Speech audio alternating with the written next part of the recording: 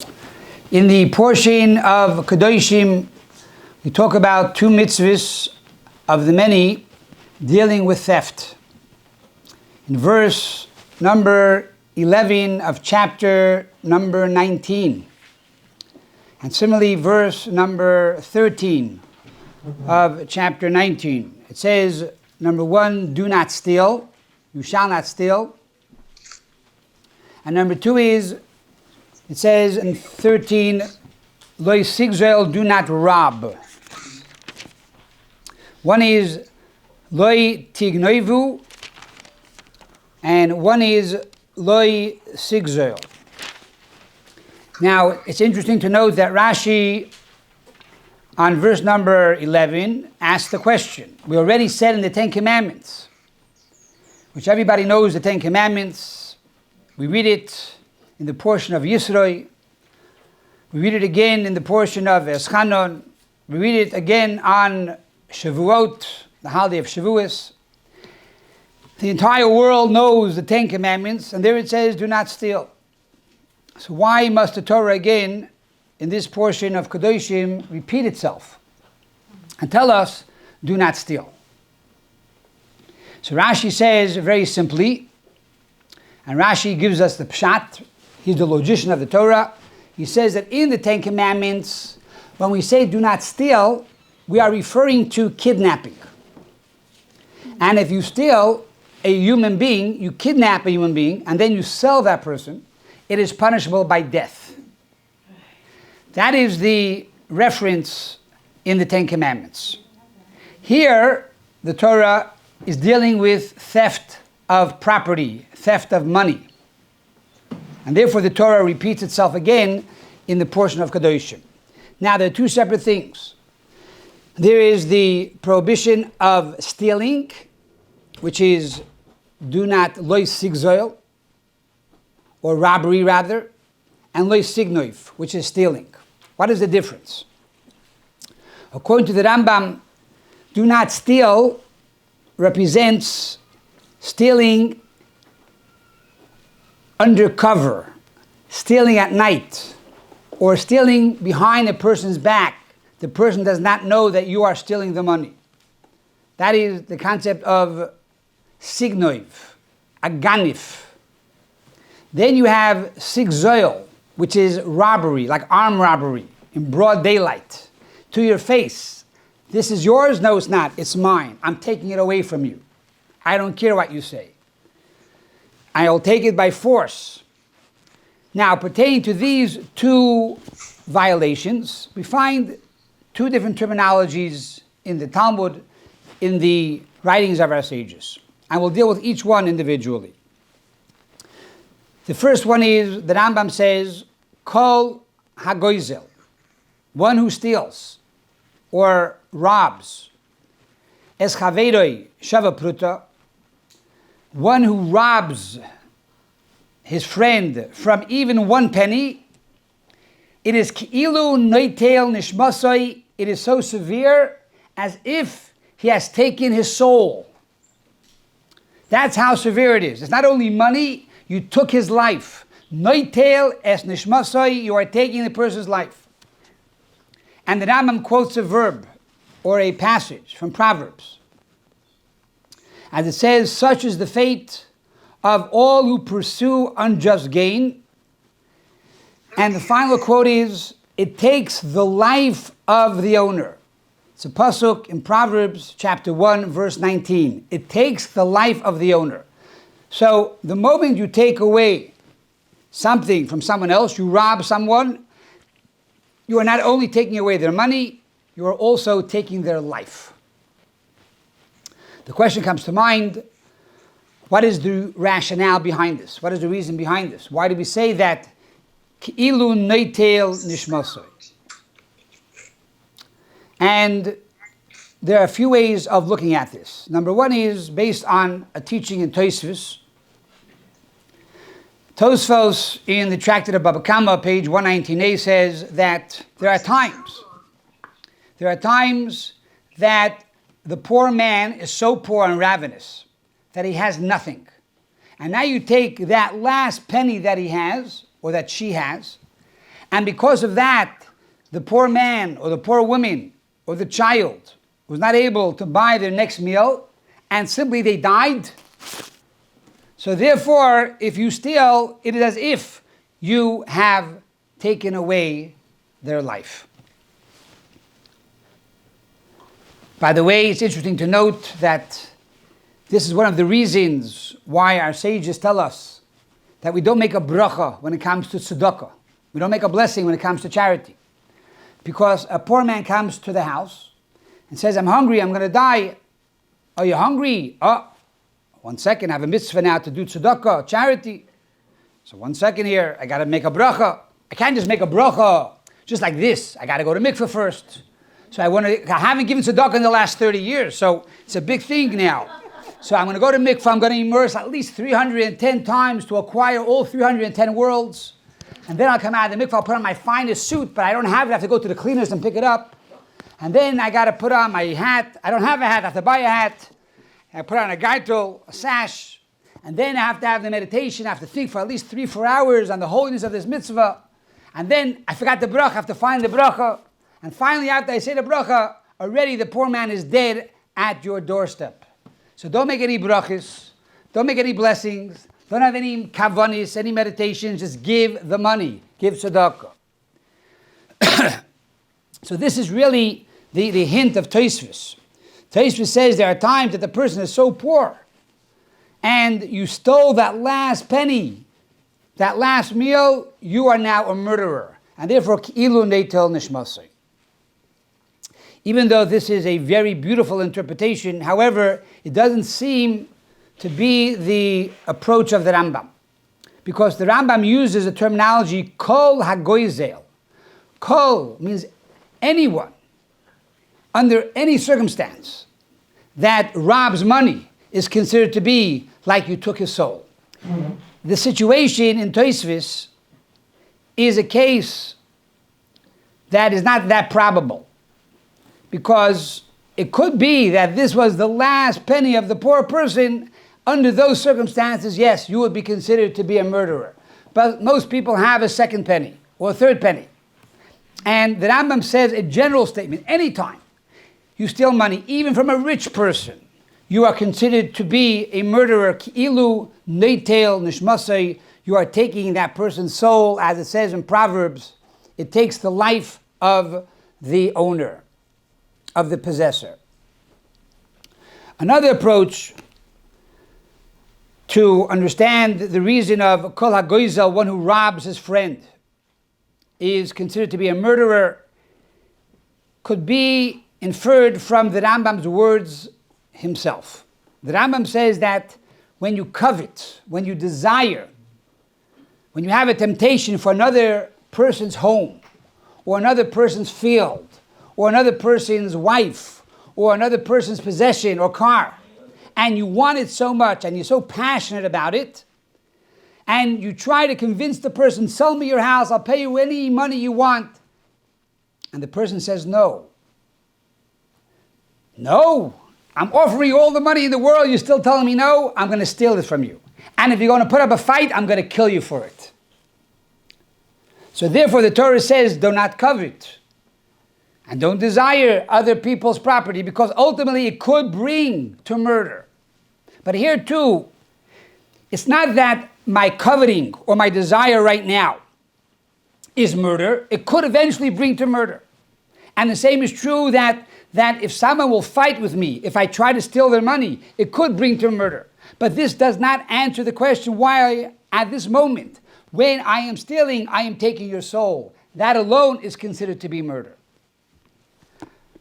So the third approach would be, as the Rambam himself says, that what is the definition of goizel, the definition of robbery? That you are taking the money or the property or the possession of your neighbor by force. And when you take it by force, you are taking their soul. Nefesh balav yikach, you are taking the soul of the owner. Why? Because everything you own is connected to you not only physically, but also spiritually. You have your sparks, you have your investment in that money, in that possession. You desire it, you love it, you work for it, you earned it, you inherited it, but it has an intrinsic connection to you.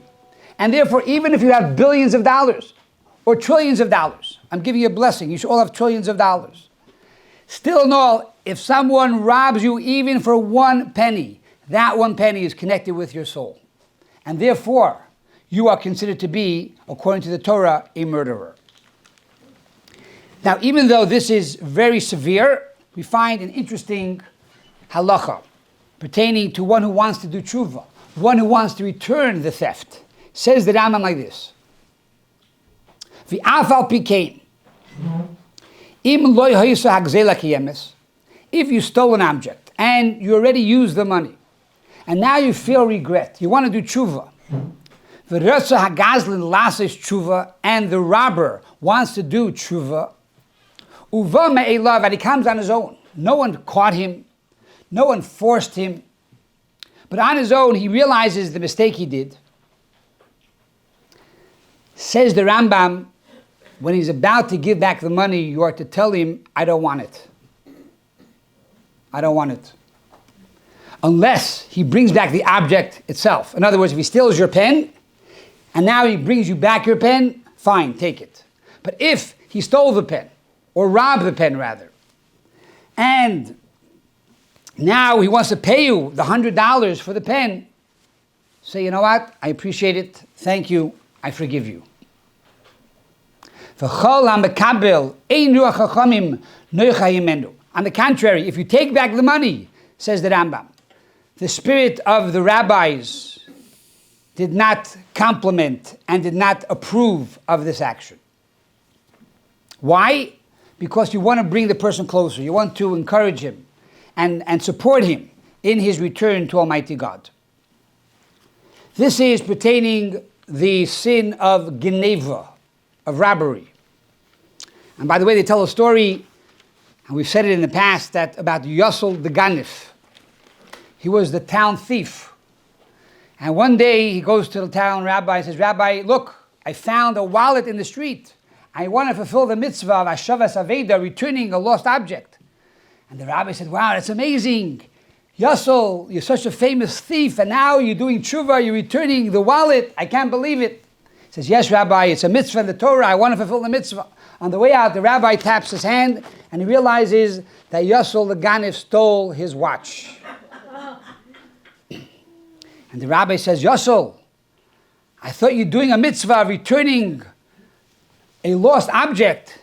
He says, Rabbi, business is business. To return the lost object, that's a mitzvah. But I have to make a living. So I have to take your watch. Two separate mitzvahs. One is returning a lost object, and one is earning a living. So I have to earn a living. But the point over here is that there's the idea of Geneva and Gezela. There is robbery in broad daylight, and then there is what you call Geneva, which is theft. And that is to do it in a covert, in an undercover way. Says the Gemara, pertaining to one who actually steals, a different terminology. Kol hagoinev, one who steals, ki'ilu oived avodah zarah, it is considered as if that person is an idolater.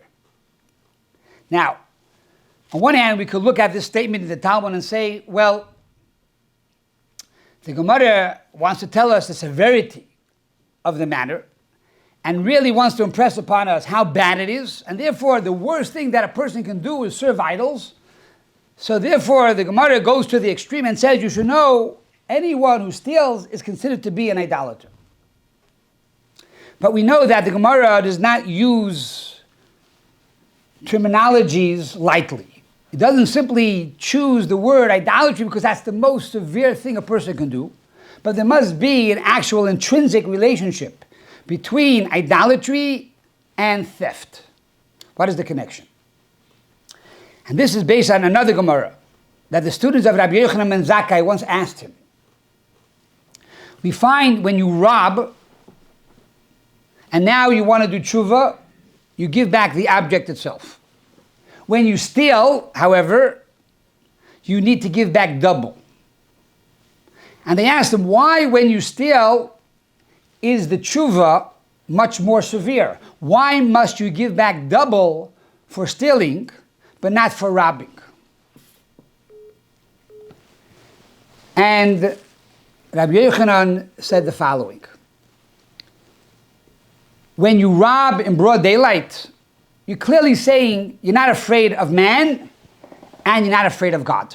Okay, you're a bad person, you're a rasha, you're an evil person, and therefore you have to pay back what you took.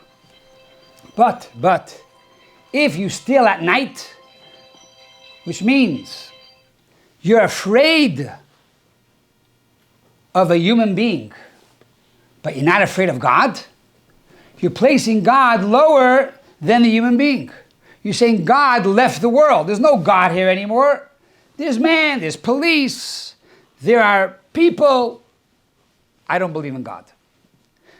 Here, you are putting God beneath the dignity of humankind. This is idolatry. You believe there are other powers that run the world. There are other realities that conduct nature, but God has no part in it. If that's the case, the tshuva is much more difficult. Therefore, ki'ilu oived evarizara, you are therefore like an idolater. So here we see these are various mitzvahs in the portion of Kedoshim. Kedoshim means to become holy. You would think to become holy means you have to live in a cocoon and you have to meditate 24 hours a day and fast 6 days a week. Says the Torah, no. You want to be Kedoshim, you want to be holy, be a mensch. Don't take objects or money or property that does not belong to you, then you are truly Kadosh. What is the antithesis of stealing? What is the antithesis of robbing?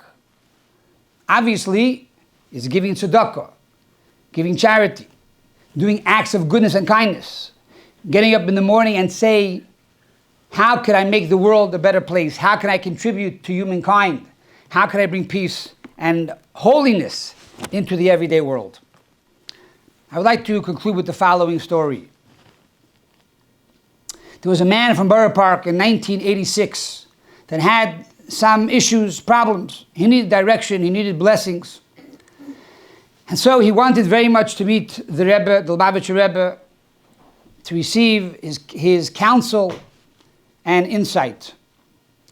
He asked his Chabad Lubavitch friend, is there a way to meet the Rebbe, speak to the Rebbe? He says, no, nowadays the Rebbe does not meet any person in private.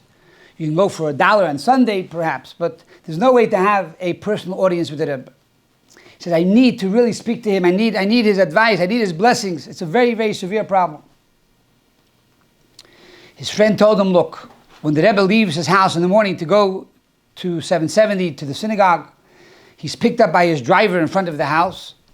He walks down his steps from his front door into the car. And that moment, if you stand there at the bottom of the steps, the Rebbe will look at you and ask you what you're doing here. You'll have an opportunity to talk to the Rebbe.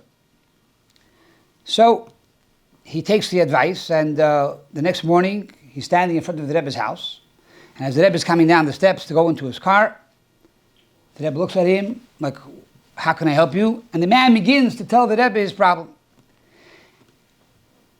There are boys, Bachrim, from the yeshiva who are watching this, and they are timing this conversation. It took over 5 minutes.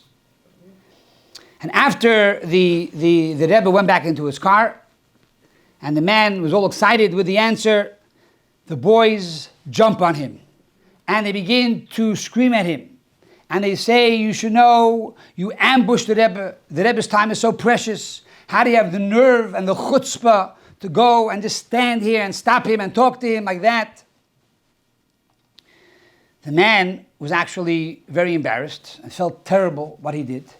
And he said, you know what, maybe the boys are right. I had no right to do that. So he goes into 770, he sits down, he writes a letter to the Rebbe, a letter of apology saying, Rebbe, I'm so sorry that I bothered you, I took up your time, I didn't have an official meeting, and I'm asking you for mechila, for your forgiveness. A few hours later, the Rebbe responds to the man's letter, and Rabbi Binyamin Klein calls him up and says, the Rebbe said 2 things. Number 1, you should know the boys had no right to be there. It was Zman HaTfilah. It was a time of prayer. They had to be in yeshiva, in the synagogue, praying. They had no right to be there on the street. Number 2, he says like this. I'm going to first recite it in Hebrew and Yiddish and translate this into English. He says, Yidua Teires HaBaal Shem Tov. It is known, the teachings of the Holy Baal Shem Tov. As an neshama kumplemata sutar na'id atoiva.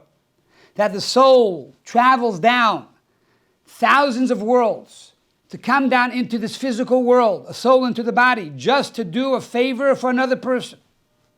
Mi'edeya im l'shem kach yorda nishmasi lamata. Who knows? Perhaps for this reason, to help you, did my soul come down to this world. And furthermore, the Rebbe concludes again, Umi bikesh mehem lis arev, and who asked those boys to mix into my situation? So this is really Kedoshim. This is the meaning of being holy. Holy means you get up every morning, after saying, Moida ani lefanecha, thank you God for returning my soul, you ask yourself, how can I make a difference? How can I help another person? And by doing so, we are fulfilling the mitzvah in this week's parsha of Yehavta l'riacha kamocha, to love your neighbor as yourself. And we know that the reason that we are today in Golus, that we are in exile, is because of sinas chinam, unwarranted hatred. And therefore, by loving your neighbor, even though sometimes you say, my neighbor doesn't deserve it, they're not a good person, don't become a judge. Be a kadosh, be holy. Serve your country, serve your nation, serve your people, and ask yourself, how can I make the world a better place?